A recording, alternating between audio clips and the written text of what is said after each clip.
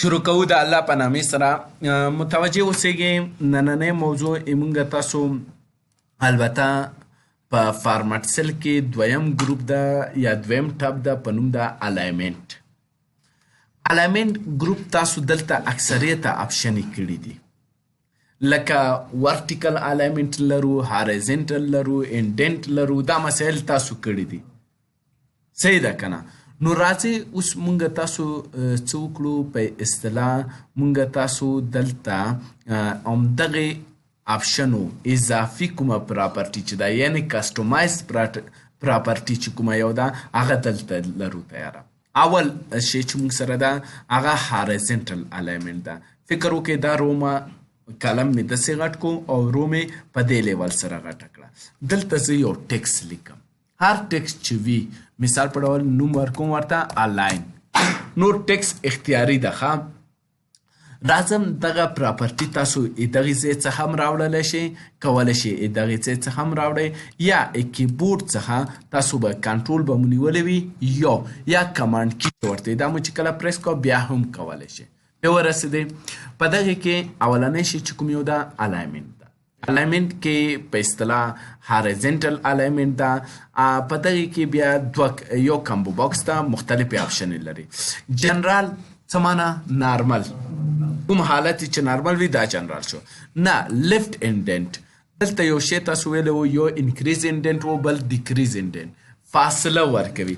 دې ته تاسو لیفت څخه څومره فاصله ورکوئ دومره. ګورئ دا یې دغې ځای کې ده، دا ګورئ هماغه فاصله ده که نه ده، خو دا فاصله کمپنۍ ورته پوینټونه ټاکلي چې څومره پوینټ دا مخته لاړ شي.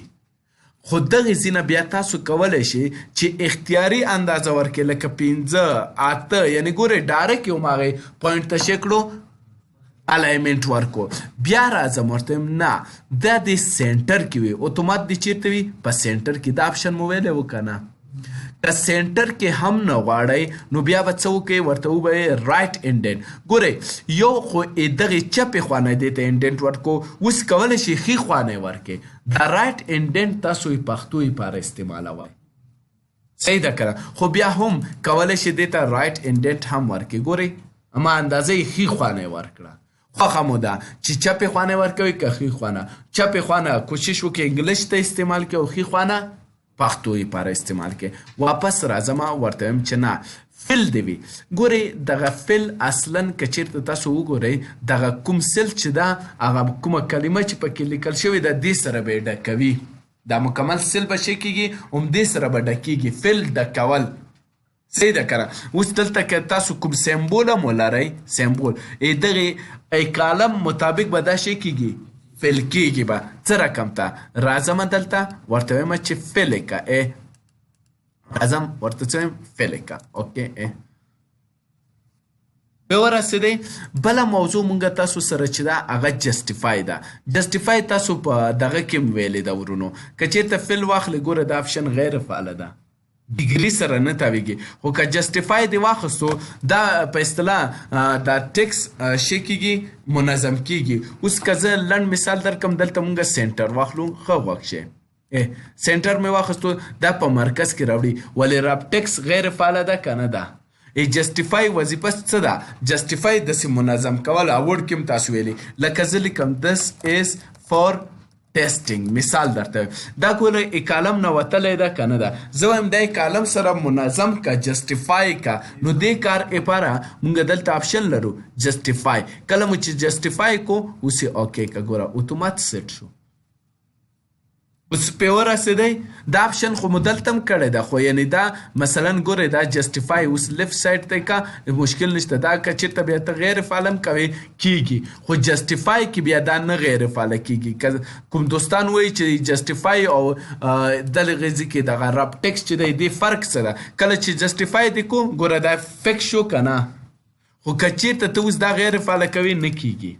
اوس که چېرته لیفت واخلئ ګورئ ورته لیفت واخلئ دا په یو لاین کې ده. اوس دغې ځینه هم کولی شي دا کار وکړئ، خو دا د جسټیفای سره لږ څه فرق لري. تاسو د ټکس ته اوس ګورئ دا غیر فعاله کېږي او فعالېږي که نه دغې ځای څخه. اوس تاسو د ټکس ته کله چې الایمنټ کې جسټیفای ورکړئ، الایمنټ کې تاسو د ټکس ته ګورئ، دغې ته ګورئ ورته جسټیفای ته. فکر مو شو؟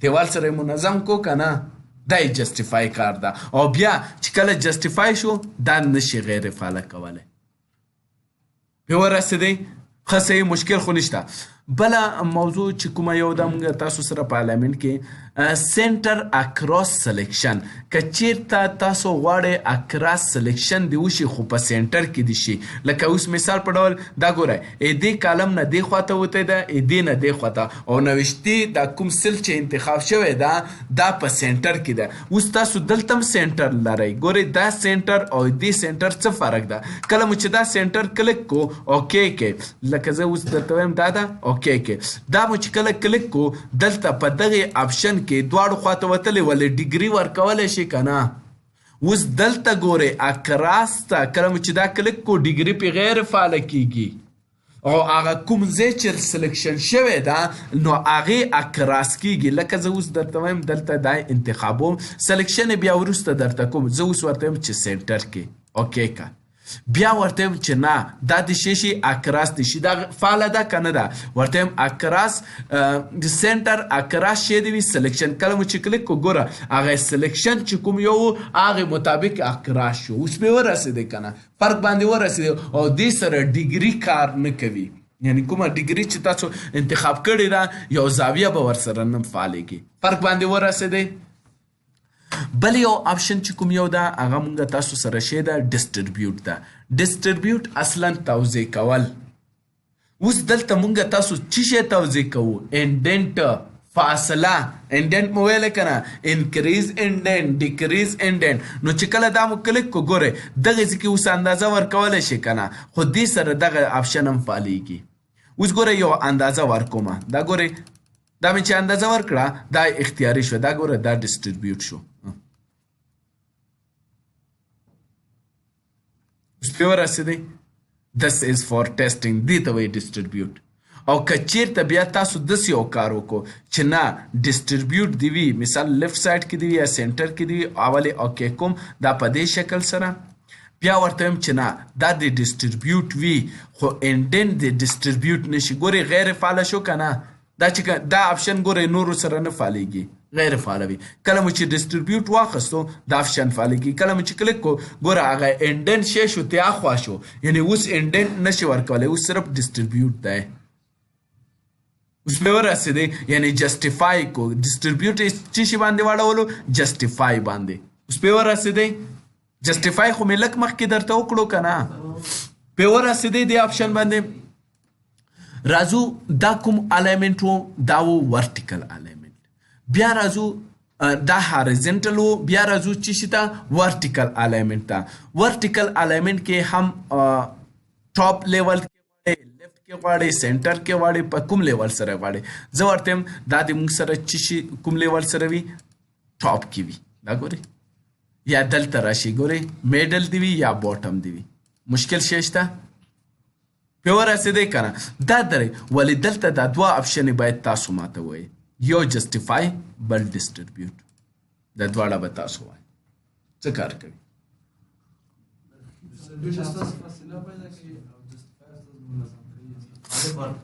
ډسټریبیوټ ګورئ خام دا دلته دغه کېږي دا رو لکه دغه چې وي دلته ګورئ لیکل چې موږ سره وي مثال که جسټیفای مو کړو دا ګورئ دا پورته او لاندې دا جسټیفای شو صحیح شو فکسوي صحیح شو دا مو په ورډ کې ویلی دی او که بیا مو ډسټریبیوټ ورته ویلی نو بیا یې که لیکل زیات وي هغه فکس هغه سل ډکوي اوس پې ورسېدی مشکل شی خو نشته او دا یو آپشن باندې خو ورسېدی دی بل آپشن باندې دا مې درته کړی ده بل یو آپشن د موږ سره اورینټیشن که فکر مو کړی وي دلته مختلفې زاویې تاسې درلودې صحیح ده که نه دا زاویې کمپنۍ خوانه سیټ شوي دي کمپنۍ دا ټاکلي دي کولی شي دغه زاویې تاسو خپله وټاکئ لکه دلته راشئ په دې زاویې سره شپېته درجې سره دا زاویه خو هلته نه وه خو مونږ جوړه کړه کسټوم شوه که نه واپس راشي ورته وایي چې نه دا د لاندې خوا نه ترتیب شي پې ورسېدی که بله کومه زاویه ورته اخلی هغه هم کولی شي او که چېرته یو فکس اندازه ټاکې دا ګورې ډیګري دلته به یې ولګي منفي 90 ته ځان را رسولی شي او مثبت 90 ته مکمل نشي تاویدی ښه صحیح شو. نو دلته راشي منفي نه وي یا مکمل دغه. نو اوس زه ورته یم 25 درجو کې دی دا تاو شي. دا ګورئ. او که بیا درجه چېرته صفر شوه نو فکس هارزنټل لیول څه به دا پرته وي. سوال شی خو نشته دی. کومې خواته؟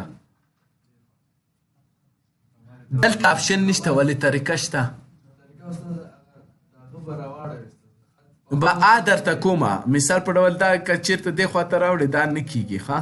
دلته خو کوم اپشن نشته. نو بیا به تاسو څه وکړئ؟ زه اوس مو سوال وکړو درته ووکم. انزرټ ته چې کله راغلی د ټیکس ګروپ ته به راشي ښه. ټیکس ګروپ کې یو ټیکس باکس به واخلئ. نو مثال په ډول دا ټیکس باکس ده ولیکه الاین. صحیح شو. الاین مو چې کله ولیکلو اوس دا په 360 درجو سره تاوه. صحیح شو. خو هغه الاینمنټ ډیګري نه لري. هغه مثال 360 نه لري لکه داسې تاو که. صحیح شو. اوس دا دې داسې تاو کو دې دا فارمټ ته راشه. فارمټ ته شیپ فیل نو ورته واخله او آوټلاین فیلم نو که. اوس چې په هره زاویه کې هر سیل کېږدي زه به یې لږ درته وړوکی کړم.